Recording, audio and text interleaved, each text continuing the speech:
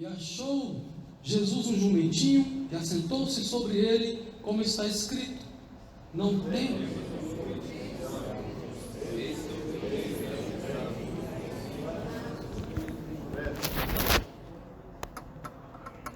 Os seus discípulos, porém, não entenderam isso no princípio, mas quando Jesus foi glorificado, então se lembraram de que isso estava escrito dele e que isso lhe fizera.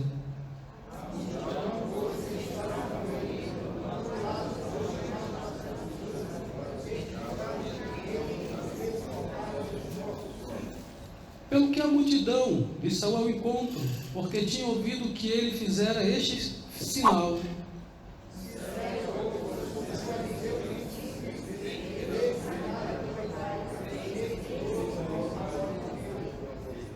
Ora, havia alguns gregos entre os que tinham subido a adorar no dia da festa.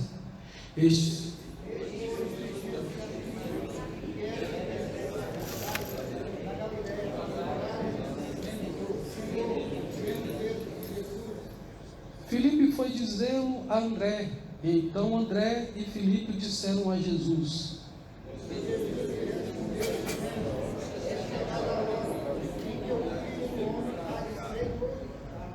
Na verdade vos digo, se o grão de trigo caindo na terra não morrer, fica ele só, mas se morrer, dá muito fruto.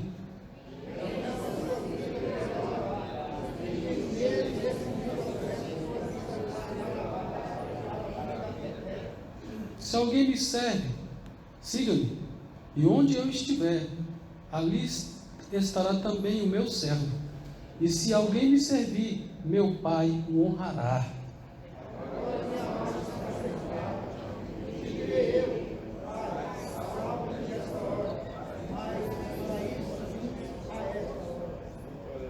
Pai, glorifica o teu nome. Então veio uma voz do céu que dizia: já o tenho glorificado, e outra vez o glorificarei.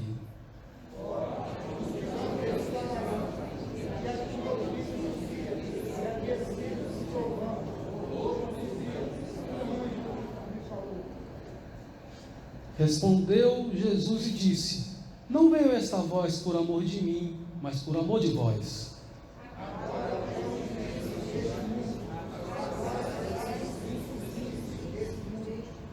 E eu, quando for levantado da terra, todos atrairei a mim.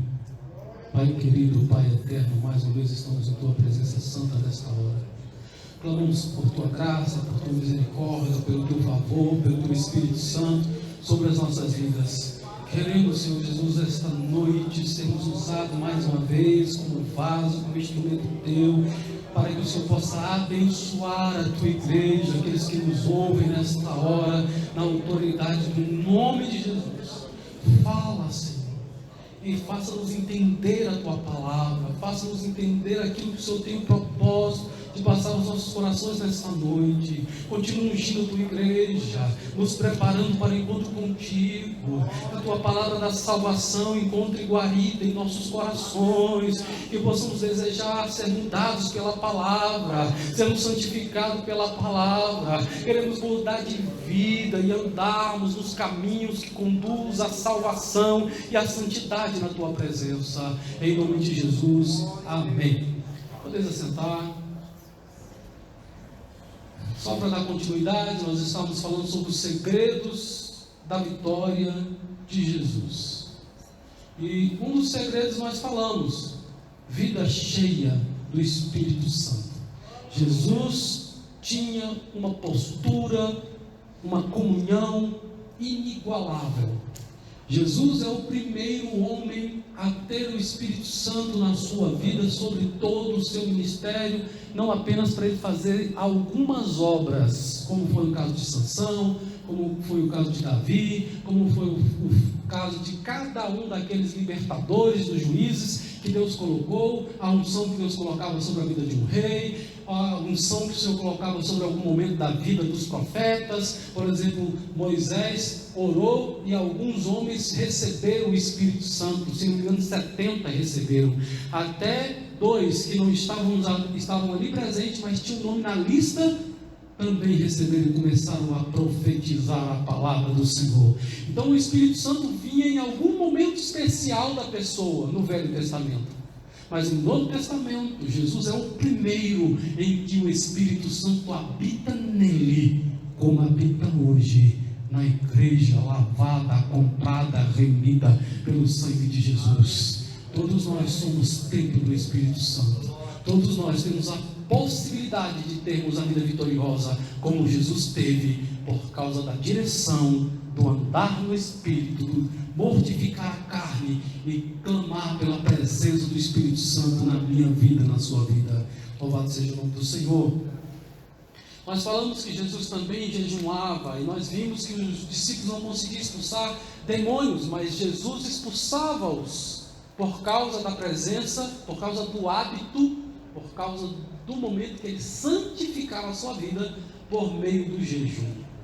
Nós vimos que a oração, a gente fala com Deus, e na leitura da palavra, Deus fala conosco. Jesus era um homem que conhecia a palavra, defendeu-se na tentação, e em vários momentos utilizando-se da palavra de Deus. Louvado seja o nome do Senhor. Nós vimos que Jesus era sustentado o seu ministério por causa da vida de oração que Jesus tinha. Amém? Então nós estamos aqui neste momento. A oração de Jesus sustentou o seu ministério. Foi a vida de oração de Jesus que fez com que Jesus tivesse vitórias. Amém? Existem 3 respostas à oração que fazemos. Coloquei 3, mas vamos ficar nas 3. Amém? É um pensamento meu, uma meditação sobre a oração. A primeira afirmação é: Deus sempre responde a oração que nós fazemos a Ele. Vocês entenderam? Deus sempre ouve a sua voz. Deus sempre ouve o momento que você está falando com Ele, o momento que você se debruça, que você ajoelha, que você está sentado, que você está deitado, não importa a posição, que você está dirigindo, que você está entrando numa porta de uma reunião, está indo para algum lugar para fazer uma prova. Deus sempre ouve a sua voz. Deus sempre ouve a oração do seu justo, do servo do Senhor. Louvado seja o nome do nosso Deus. Agora Deus tem 3 respostas possíveis que pode dar à sua oração. A primeira é sim. A segunda é não. E a terceira é espere. A primeira é fácil. Quem é que gosta de receber sim? Pai, estou precisando de um tênis novo. Então, meu filho. Sim. Pai, estou precisando de fazer não sei o que. Pai, vai. É bom demais o sim. O sim não precisa explicar. Sim, porque você merece. Não precisa.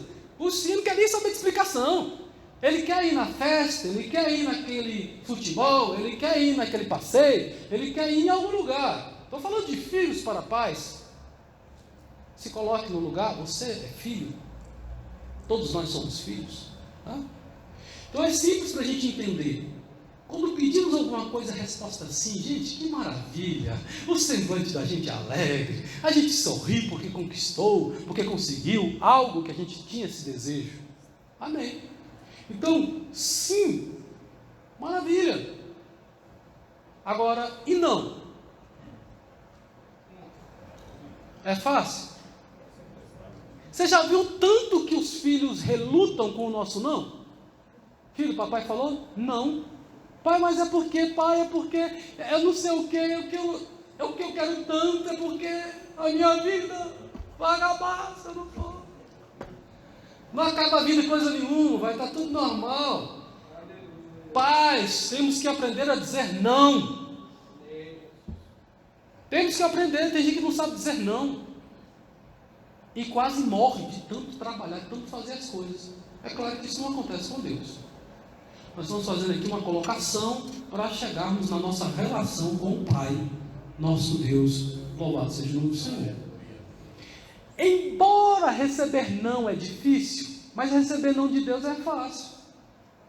Quando Deus fala não, quieta-te, acalma, muda, esqueça. Deus já respondeu e Deus já disse não. Se Ele disse não, para. Menino birrento é que fica, mas é que não, acabou. Não vai mudar. Não, também não é fácil de receber, porém, é uma resposta fácil de ouvir. Agora, vamos lá. Vamos para a terceira e última. Espera. Essa é a pior. Pastor, mas não é não. Tudo bem. Mas é fácil esperar? Pai, eu quero dirigir. Tem que fazer 18 anos, meu filho. Tem que esperar 18 anos. É fácil esperar? Quem aqui já ficou ansioso para tirar a carteira de habilitação? A gente fica juntando pratinha, juntando tudo para poder conseguir algo que a gente deseja. Então não é fácil, mas temos que esperar a data para poder começar a fazer a carteira de habilitação. Tem a data certa. Não adianta querer atropelar. Para casar. Está para casar com a primeira? Gostou da primeira? Está para casar? Não, tem que orar. Nem sempre o desejo do nosso coração, nem sempre a palavra, aquela pessoa que a gente observa, o coração treme, nem sempre vai ser aquela que Deus tem preparado para você. Temos que entrar em oração, temos que esperar, temos que aguardar. Espera. Eu vou te dizer mais. O sim a gente entende rapidamente, as portas se abrem. A coisa vem rápido. O não, tudo trava. Parece que o céu está de bronze. Mas é não, então segura. Agora o esperar nem sempre vem com palavras audíveis. O esperar muitas vezes vem em silêncio. O silêncio de Deus quer dizer: continua perseverando na oração. Orai sem cessar. Persevera. Continua como aquela viúva que vai ao juiz iníquo e pede, insiste, diz a palavra que todos os dias ela ia na porta do juiz, ela ia falar com o juiz. Muitas vezes as nossas orações devem ser insistentes, mas nós paramos. Parece que Deus não está me ouvindo, parece que Deus sempre ouve você. Já falamos? Deus sempre nos ouve. Se Deus não disse sim, se Deus não disse não, claramente, o apóstolo Paulo pede para Deus tirar dele uma doença, um espinho na carne. Mas Deus simplesmente vira para ele e diz: para de falar nesse assunto. Deus disse não para ele e ele continuou orando. Chegou uma hora que Deus falou assim: não, assunto encerrado. Não volta a falar nisso. Paulo cala-se e não fala mais. Mas Paulo já tinha pedido mais de uma vez. Quando a resposta de Deus é não, aquieta-te. Fica quieto. Mas se Deus não disse sim, não disse não, continua orando, continua orando, continua orando. Nós temos o exemplo de Daniel, pregamos aqui quando cheguei à igreja sobre o livro de Daniel. Nós temos o exemplo de Daniel, que ele ora, Deus responde na mesma hora, no mesmo instante, no mesmo momento da sua oração, mas ele só vai entender isso depois. Ele não entende que Deus respondeu a oração dele no momento que ele faz o pedido. Ele não entendeu. Amém? Mas ele parou de orar? Ele fez um propósito de orar e jejuar 21 dias? Não fez o propósito. Ele começou a orar. Passou um dia, Deus não respondeu nem sim nem não. Ele continuou orando no segundo, no 10º, no 20º, no 21º. E aí veio a resposta do Senhor para a vida dele. Louvado seja o nome do Senhor. Então, sobre a oração, Deus sempre me ouve. 3 respostas: sim, não. Ouviu claramente? Para de orar. Se foi sim, vai agradecer, né? Se não teve resposta, persevera na oração. Louvado seja o nome do Senhor. Nós comparamos a oração como plantar, preparar a terra, como plantar e como colher o fruto da oração. Falamos das fases da oração. Hoje nós queremos falar sobre 3 etapas, ou também pode ser chamada de fase, mas de um outro aspecto. A primeira é: pedi e recebereis. É bom? É, tudo que pedires no meu nome, eu farei.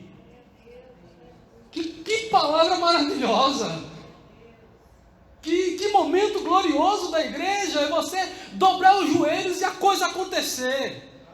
Parece que instantâneo. Lembra quando Jesus fala para o centurião? E ele fala assim: Senhor, não sou digno que o Senhor vá na minha casa. Jesus falou: eu vou. Não sou digno que o Senhor vá na minha casa. Basta uma palavra tua. Eu sou homem que estou sobre a autoridade, também tenho autoridade sobre outras pessoas. Eu digo a um vai e ele vai, eu digo ao outro vem e ele vem. Basta uma palavra tua. E Jesus falou assim: vai, o teu servo está curado. E aquele homem saiu. No meio do caminho os seus servos chegam e falam assim: não precisa mais incomodar Jesus, não precisa mais, o seu servo está curado. Que horas foi isto?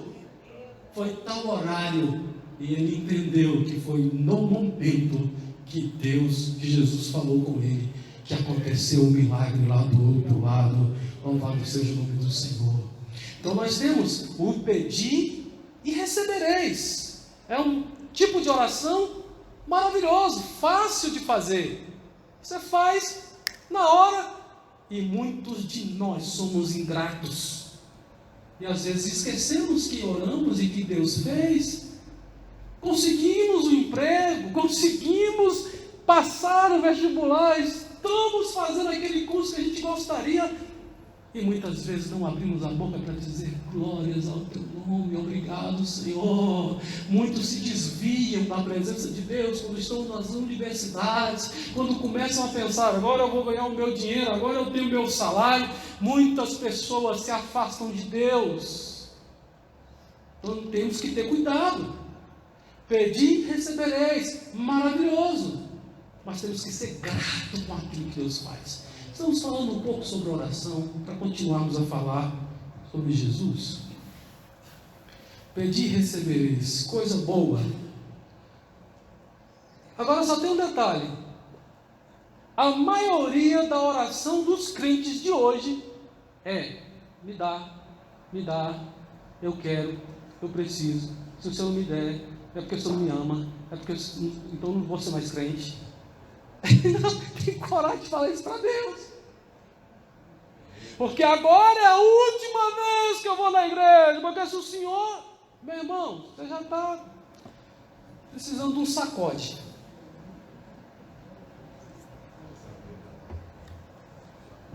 Precisando de crescer. Paulo fala para os coríntios: eu desejei dar para vocês um alimento diferente, mas eu vou dar para vocês leite, porque vocês são crianças, vocês são infantis, vocês precisam de leite. Mas ele queria dar alimento sólido, palavras que, mexem com a nossa estrutura, mas muita gente não quer. Então a nossa oração, nós temos que saber crescer.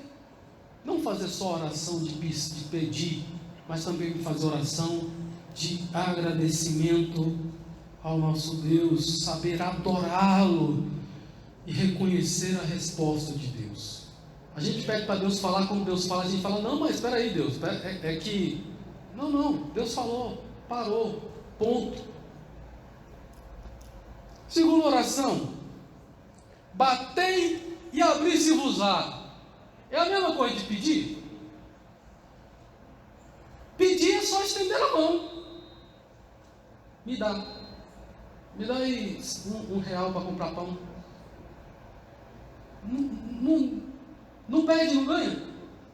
Me dá aí R$1 para tomar cachaça.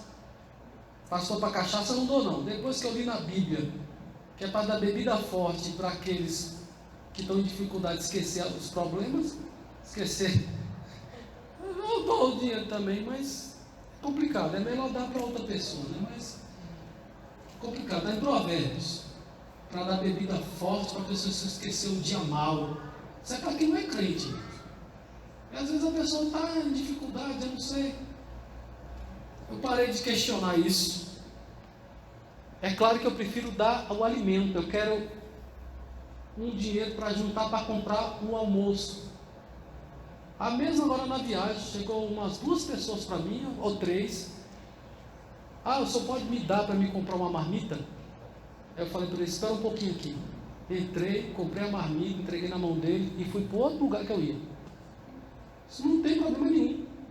Às vezes fazer o certo é mais caro, mas é melhor do que ficar dando migalhas que não vai resolver o problema, né? Às vezes a pessoa está embriagada, você fala assim, está pedindo dinheiro para beber. Você não quer dar dinheiro para beber? Mas ele está pedindo dinheiro para comer, então paga a comida. Estou comendo um sanduíche, daqui a pouco chega a pessoa pedindo. É meio chato, não é? Mas a pessoa está com fome. Fazer o quê? Garçom, por favor, aguarda aí fora um pouquinho. Faz um sanduíche para ele aí. Eu sei que Deus deve ter tocado no seu coração algum dia, mas se deixa Deus te usar, viver com fome não é fácil. Passar momento de privação do alimento não é fácil. Entregar o dinheiro para qualquer um que te pede é difícil. Mas se puder, dê um alimento, ajude alguém a se alimentar. Estive com fome e deste-me de comer, disse Jesus. Quando, Senhor, nós tivemos com fome? Quando você faz a um dos meus pequeninos, a qualquer um desses pequeninos. Pequeninos é pessoas até sem importância para a sociedade. É um pedinte mesmo. É alguém que está necessitado. Bater, abri-se-vos-á. Para bater, você tem que sair do seu lugar. Você tem que levantar de madrugada. Você tem que sair do comodismo. Pedir, você pode pedir parado. Pede para qualquer um que está passando na rua. Agora, bater, eu preciso ir a algum lugar, a alguma porta, que eu sei que lá tem alguma coisa que pode me ajudar. Então, essa oração, bater, abri-se-vos-á, também é bonita, mas exige um pouco mais daquele que está necessitado, precisa sair do conforto. Às vezes a gente precisa orar, não é uma oração, não é um dia, não é uma semana. Às vezes para as coisas acontecerem, para haver mudança dentro da nossa casa, no esposo, na esposa, nos filhos, muitas vezes temos que orar o casal junto. Vamos fazer uma semana de oração pelos nossos filhos, pelo nosso casamento, pela nossa casa. Deus escuta a sua oração. Deus pode abençoar a sua vida. Deus pode abençoar os seus filhos. Deus pode abençoar. Mas precisa sair do comodismo. Precisa ter atitude. Precisa ter intenção. Aumenta um pouco a dificuldade para receber. Mas eu preciso sair do comodismo. Mas também posso ter vitórias. Louvado seja o nome do Senhor. Precisa até ter coragem para sair e bater. Alguém já teve necessidade de pedir alguma coisa e ter que ir na casa de um amigo? Quem já teve coragem de ir na casa de um amigo?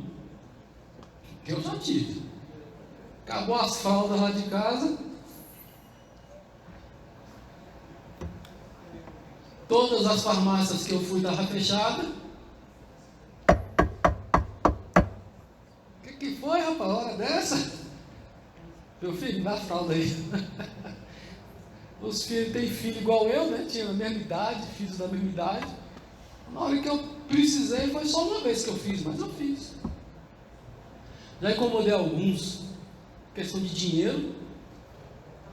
Chegando lá em Caldas Novas, não tinha cartão, não tinha nada. Só liguei para um amigo. Meu amigo, esqueci o cartão em casa, transfere para mim aí uns R$2.000 aí. Vou passar aqui 3, 4 dias, quando eu voltar eu pago para você. Rapaz, mas tem que ser 2 dias, 3 dias mesmo. Para passar disso não, quando eu voltava fazer a transferência. Não é para qualquer um que a gente empresta dinheiro não, meu irmão. O cara pede 2.000, é melhor tu dar 50 e ele ir embora do que você emprestar 2.000, nunca mais ver o dinheiro. Meio complicado. Se está aí com uns 30, 40 mil, 100 mil na conta aí, livre, pode emprestar 2.000. Mas às vezes a gente tem o dinheiro contado, né, para pagar uma conta, você socorre e às vezes a pessoa não paga de volta. Não estou nem falando de emprestar juros, estou falando que às vezes a gente socorre alguém na hora que ele precisa e depois ele não paga. E usura não é os juros do banco, tá bom? Juros do banco, do empréstimo, não é usura. Se você for pegar os juros do banco, for pegar o dinheiro no banco, quanto que é os juros? Porque tem crente que não empresta juros, tá certo. Não quer emprestar, não precisa, beleza. Mas se tirar o dinheiro da poupança, tirar o dinheiro que está aplicado ali a 4%, 6%, e não poder pegar nem o que está aplicado, é difícil, não é? Mas a gente faz por um amigo, por um filho, por uma pessoa mais próximo, né? A gente acaba fazendo, mas não é errado, não é usura usar as taxas do mercado. Agora, usura é pegar e usar o do agiota. Crente pode ser agiota, irmãos? Misericórdia, né? Vai trabalhar, vai inventar outro jeito de ganhar dinheiro. Essa agiotagem, é melhor você não fazer isso, tá? Então, usura é algo que é além daquilo que é o normal. Por que eu estou falando disso, né? Vamos continuar. Terceira oração: buscais e encontrareis. Parece que é uma oração só, né? Pedir, pedir, dá-se, vos dai. Batei, abri-se-vos-á. Buscai e encontrareis. Está tudo junto. Eu só dividi um pouquinho. Agora, buscar e encontrar, buscar é mais difícil. Tem que saber onde buscar, né? Tem que saber aonde nós vamos. Tem que buscar alternativa. Nós temos a parábola da dracma perdida, que a pessoa busca com diligência. Só vai encontrar quem buscar diligentemente. Há um adjetivo para aquela mulher. Ela foi diligente, por isso ela encontrou o que ela estava procurando. Então, buscai e encontrareis. Então, Deus pode responder a sua oração. Deus pode responder aquilo que você precisa. Louvado seja o nome do Senhor. Temos que vencer a incredulidade, vencer o medo, a timidez e continuar adorando ao nosso Deus. Se faltar fé, peça fé. Deus é poderoso para te dar fé. Fé é um dom. Sim ou não? Mas também é um fruto do Espírito. É fruto de Espírito em Efésios e é um dom em 1 Coríntios capítulo 12. Deus pode te dar a fé. Ele é o Pai celestial, de onde vem todos os dons. Louvado seja o nome do Senhor. Todo dom vem de Deus, desce do Pai das luzes, da glória, e vem para a nossa vida. Ele é aquele que nos ajuda, dando entendimento, dando-nos habilidades para fazer coisas que possam adorá-lo, e você pode agradecê-lo. Louvado seja o nome do Senhor. A fé é a ignição para o milagre.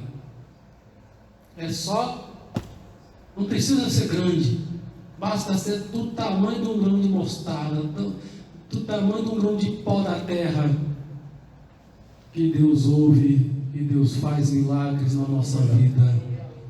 Não precisa ter 30 anos de casado, de 30 anos de crente, não precisa ser, não, basta conversar com Deus, acreditar, confiar que Ele é fiel e justo para responder às nossas orações, Ele nos dará resposta. Louvado seja o nome do Senhor.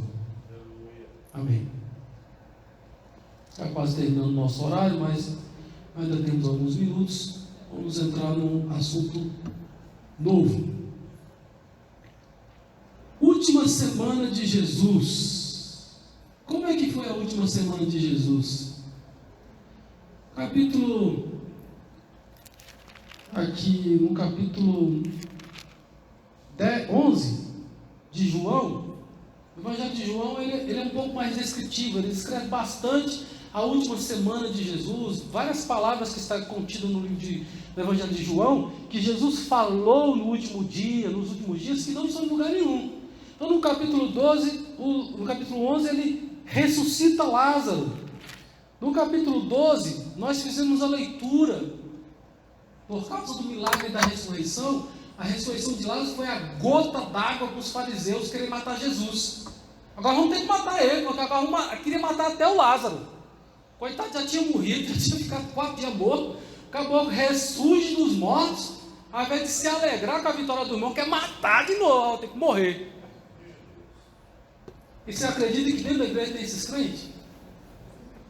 Mal o coitado do crente levanta de uma prova, o outro já quer derrubar de novo. Que o sangue de Jesus tenha poder na nossa vida, né, irmãos? Que possamos ser crentes que ajudam, auxiliam a igreja crescer, o povo de Deus crescer. Louvado seja o nome do Senhor.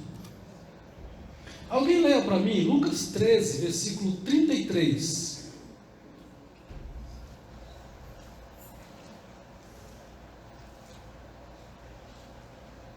Um dos irmãos e uma das irmãs prepara Mateus 26, versículo 18. Importa contudo caminhar hoje, amanhã e depois, porque não se espera que o profeta morará fora de Jerusalém. Morra.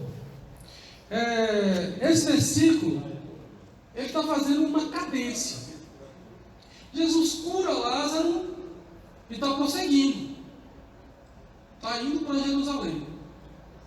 Embora Betânia não seja muito distante de Jerusalém, mas aqui está dizendo, é importante, o que importa hoje? Caminhar hoje. E caminhar que dia? Amanhã. Primeiro dia é hoje. Segundo dia, amanhã. E na minha versão está, e no dia seguinte. Então 3 dias caminhando. Mais ou menos. Eu não sei se era para chegar na casa de Lázaro. Eu sei que de Lázaro ele vai para Jerusalém, né? No mesmo capítulo aí que nós lemos, no capítulo 12, Jesus é ungido e depois Jesus tem a entrada triunfal em Jerusalém, em que as pessoas conclamam ele como rei. Estamos na última semana de Jesus.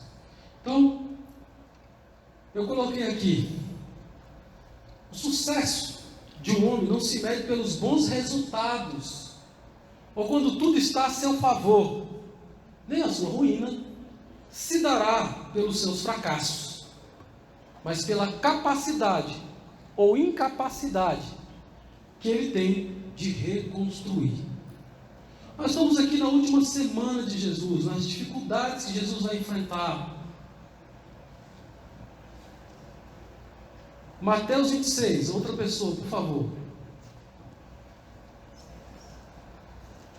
Mateus 26, 18. E ele disse: ide à cidade, a um certo homem, diz-lhe, o mestre diz, o meu tempo está próximo, em tua casa celebrarei a Páscoa com os meus discípulos. Amém. Os comentaristas dizem que esse dia é quinta-feira. Quinta-feira Jesus chega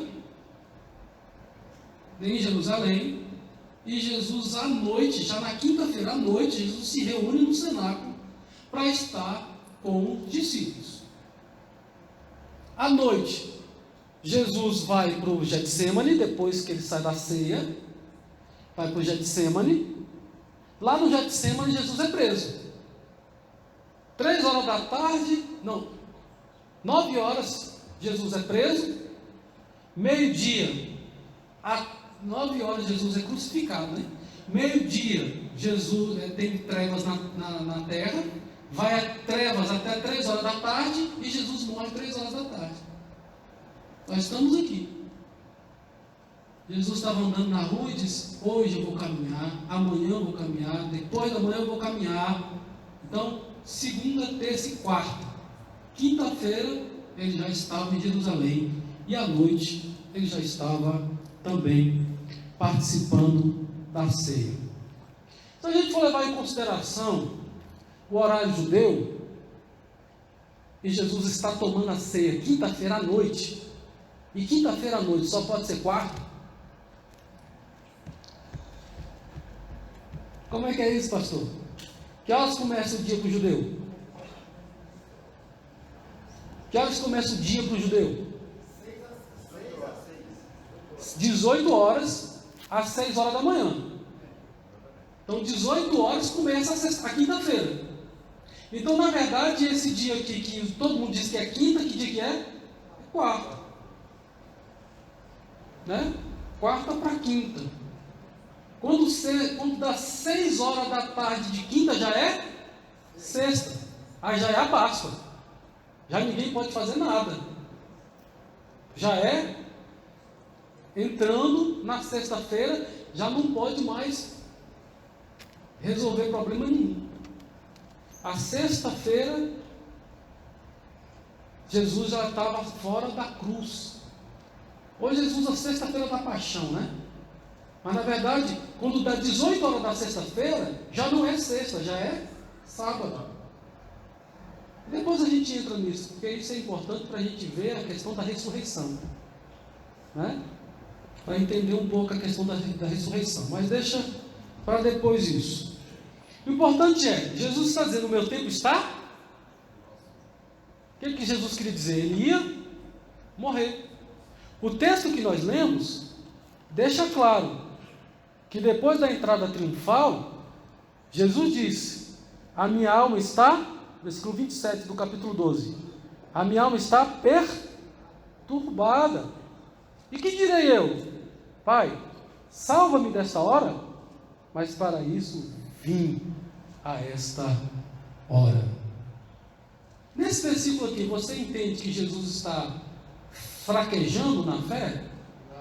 Ou você entende que Jesus sabia por que ele estava aqui na terra? Que ele veio para morrer no meu lugar, no seu lugar? Porque tem muita gente que quer usar o texto, quando Jesus está lá dizendo: afasta de mim esse cálice, como um momento de fraqueza, como um momento de Jesus estava pensando em voltar atrás. Não, meu irmão, Jesus veio para obedecer, e a ordem é que Jesus fosse o cordeiro. Cordeiro é sacrifício, cordeiro é morrer no lugar do outro. Jesus tinha consciência do que ele veio fazer na terra. Esse texto deixa bem claro que Jesus sabia. O que eu vou fazer? Eu vou pedir: Pai, salva-me dessa hora? Não, eu sei que foi para isso que eu vim, foi para este momento, foi para esta hora. Jesus não foi surpreendido com a traição de Pedro, com a traição de Judas, e nem com a negação de Pedro. Jesus não foi surpreendido. Amém? Estamos aqui na quinta-feira. Jesus já está no cenáculo. Essa palavra que ele falou do capítulo 26 de Mateus, já é ele pedindo para arrumar o local do cenáculo. Prepara o cenáculo. Quarta-feira, 18 horas já é sexta, já é quinta. Então, quinta-feira à noite, Jesus está no cenáculo. Amém? Já está aqui no cenáculo. A maioria dos estudiosos diz que é quinta-feira que ele está no cenáculo, passando a noite no cenáculo. Ou pode ser a quinta-feira nossa. Se for a quinta-feira nossa, é fácil, né, irmãos? A partir de meia-noite é sexta. Para a gente é muito mais simples entender. Nosso dia vai até meia-noite. É de meia-noite a 0 hora, né? É ali. De 12 horas da noite, acabando ali 0 horas, até 23h59 é o mesmo dia. Quando dá 0 horas, já começa outro dia. Eu acho mais simples essa contagem nossa. Então, a última ceia. O Evangelho de João, nós vamos ver aí, capítulo 12, capítulo 13, nós temos o que aí? Jesus lava os pés dos discípulos. Então, o que Jesus faz nos últimos momentos da sua vida? Ele escolhe passar com os seus discípulos. Por que eu li esse texto? Porque aqui diz que os gregos queriam ver Jesus. E André e Filipe vai lá falar para Jesus. Filipe fala para André, Filipe e André vai lá e fala para Jesus que os gregos querem falar. Jesus não fala, que o texto não fala que ele conversou com os gregos, que ele recebeu os gregos. Não fala nada disso. Só vai falar depois que ele está com os discípulos aí no capítulo 13. Jesus está com os discípulos. E Jesus dá mais uma lição. Jesus, no último dia, escolhe passar com os seus discípulos. Escolhe passar com aqueles que seguem a Ele, com aqueles que o amam de verdade, com aqueles que estão sendo seus seguidores. E a palavra diz e nos garante que aquele que obedece a Jesus, que ouve a sua voz, que faz o que Ele manda, são os seus verdadeiros discípulos. E Ele tem preparado a eternidade para aqueles que Ele ama, para aqueles que amam a Ele, para aqueles que andam na sua presença, para aqueles que caminham na sua direção, para aqueles que praticam a sua palavra, para aqueles que querem ser não apenas ouvinte, não apenas seguidor de longe, mas querem ser verdadeiramente discípulos.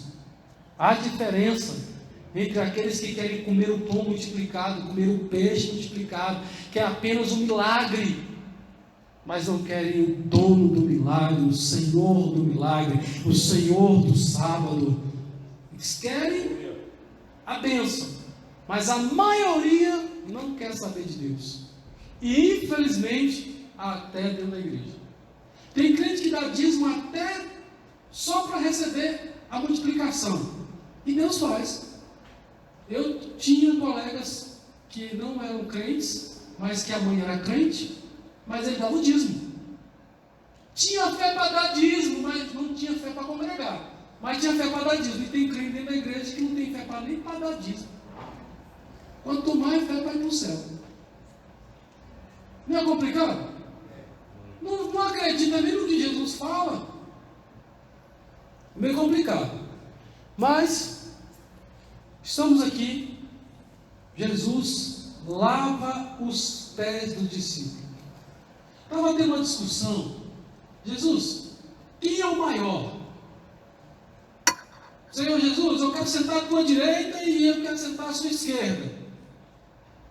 A mãe vai lá e fala: Jesus, põe meu filho para sentar de um lado, põe meu filho para sentar do outro, do Senhor lá no teu reino.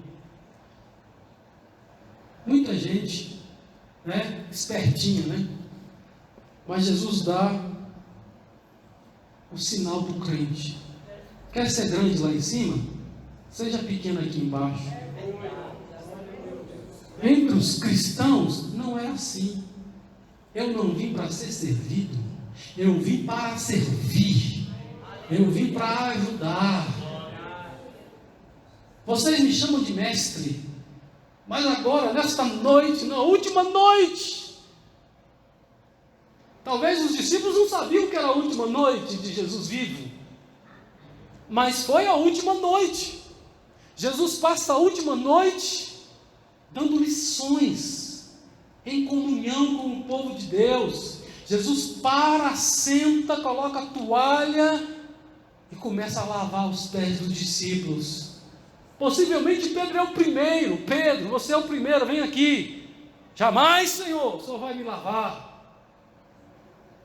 Se eu não te lavar, você não tem parte comigo. Talvez por isso que ele não aceitou. Se Jesus já tivesse lavado o pé de outros discípulos e Pedro fosse o último, ele não ia ficar fazendo essas palavras, né? Mas talvez possa ser Pedro foi o primeiro, por causa dessa reação dele. Então o Senhor não lava só meus pés, lava logo tudo, minha cabeça. Eita ferro! Você tem um pouquinho de Pedro em você, irmão? Tem hora que está crente que é uma beleza. É oração, é monte, é tudo que fala, vem, vai, foi, lava a louça lá na cantina e faz, e tem dia que nós estamos carregando o mundo nas costas. A gente ora, parece que não passa do teto. Você já fez oração assim, que parece que você está orando, dependendo que a gente, às vezes a gente não abre nem a boca para orar, né? Não passa ali do teto. Deus ouve a nossa oração. Louvado seja o nome do Senhor. Então Jesus dá uma lição de humildade. Jesus não está instituindo uma cerimônia de lavar-pés, que a gente tem que fazer aqui na igreja toda a ceia. Não. Jesus está deixando um exemplo que nós cristãos devemos servir uns aos outros. Quer ser grande lá no céu? Seja pequeno aqui.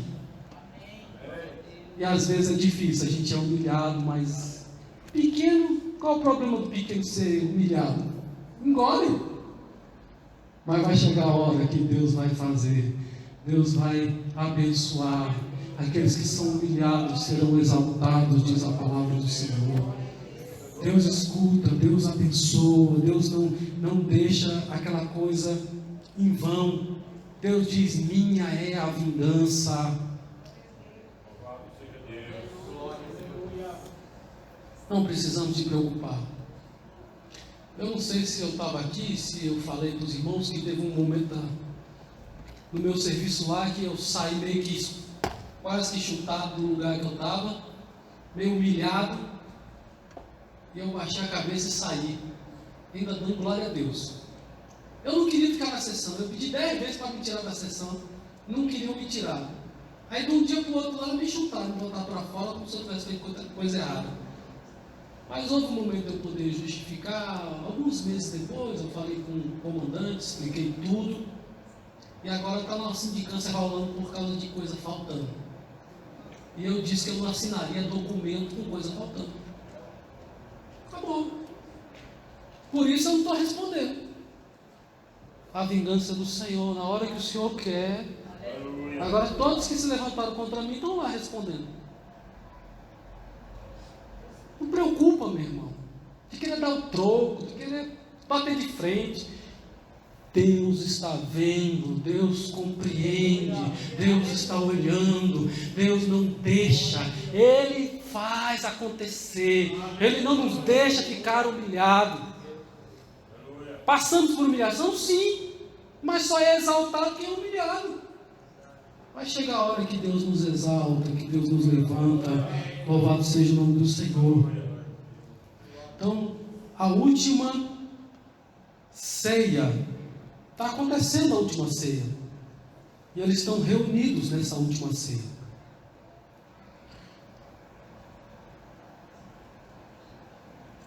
Jesus fala lá no Lucas capítulo 22, os reis dos gentios dominam sobre eles, os que têm autoridade sobre eles são chamados benfeitores, mas não sereis vós assim, antes o maior entre vós seja como o menor. Não precisa de orgulhar, não precisa de, de mostrar quem que manda aqui. No militarismo, quem é inteligente diz: obedece, não, manda quem? Obedece quem tem juízo. Isso aí está aí por aí, é o ditado, né? Mas quando uma pessoa é superior, e ele tem que pegar na divisa dele, ou nas estrelas, e falar: eu sou, e falar o que ele é, sendo que os outros estão nele fardado, é triste. A autoridade é dada por Deus. Sim, até essa autoridade que o homem tem, toda autoridade provém de Deus. Deus tem todo o controle, todas as coisas estão na sua mão, no seu poder. E Ele distribui essas autoridades, seja a polícia prendendo aquele que está fazendo coisa errada, porque quem é que vai prender, se não for a polícia mesmo? Não é? Então, não vai ser assim. Os gentios vão ter reis, tem gente que domina, tem os seus príncipes, os governadores, os presidentes, os prefeitos, os deputados, mas assim não vai ser entre vocês. Nós somos diferentes. Eu não preciso, sabe, exercer autoridade em cima como se eu fosse o dono desta igreja e todos os irmãos são só servos, e eu passar por cima e... Não. Tem que servir junto, andar junto. O Senhor que é o dono desta igreja, Deus, Jesus que é o seu pastor, o sumo sacerdote, o sumo pastor, a qual nós devemos obedecer todas as suas palavras. Amém? Ele é o sumo pastor. Os homens são falhos. Eu posso falhar, eu posso te decepcionar, eu posso te entristecer, não deveria, mas eu posso. Alguma atitude, alguma palavra, você fica triste. Mas Ele é o nosso pastor, o bom pastor. Ele deu a vida por você. Ele está passando esses últimos momentos e passando essa lição. Pois qual é o maior? Quem está servindo ou quem serve? Quem é maior? Você chega no local, tem gente sentada comendo e tem gente em pé servindo. Quem é o maior? Que está sentado é o maior, né? Numa festa, numa casa, na cabeceira da mesa. Agora o Senhor está dizendo que nós temos que ser diferentes. Muitas vezes o maior pode servir. Aqui nessa igreja eu estou aproveitando cortar fila, não sei se é a idade, vai ficando mais velho. Esse negócio de começar a abrir a mesa, eu estou gostando desse negócio. Mas nas outras que eu passei, geralmente eu era o último. Porque eu contratava, pagava tudo, e tinha que ter comida boa na hora que o pastor fosse comer. Era bom demais. Mas agora eu estou sendo o primeiro, eu não estou achando ruim também não. Tá? Uma nova fase aqui no Setoró. Coisas diferentes estão acontecendo na minha vida, e que bom que eu estou aqui com vocês nesse período, adorando a Deus com os irmãos. Amém? Irmãos, o meu horário acabou. Ainda tem 2 minutinhos, mas vamos ficar de pé, vamos orar. A intenção é sempre acabar um pouquinho mais cedo. Vamos, equipe de louvor, fazer um louvor e a gente encerrar. Pastor Paulo, vem encerrar aqui com uma oração. Nós vamos caminhar mais um pouquinho aí, irmãos. No capítulo 13 ainda, Jesus sabe quem vai trair. Jesus fala, ó, esse que está vai me trair, tem um de vocês aqui que vai me trair, um dos 12. O pessoal fica meio apavorado, será quem? E vai lá em João, que é aquele que Jesus deita no peito de João, e fala, João, pergunta para ele quem é. Ele fala, é aquele que eu vou dar esse pedaço de pão aqui. E diz a palavra que Jesus dá o pão na mão de Judas, e Judas sai para fazer aquilo que ele vai fazer, que é trair o Filho do Homem.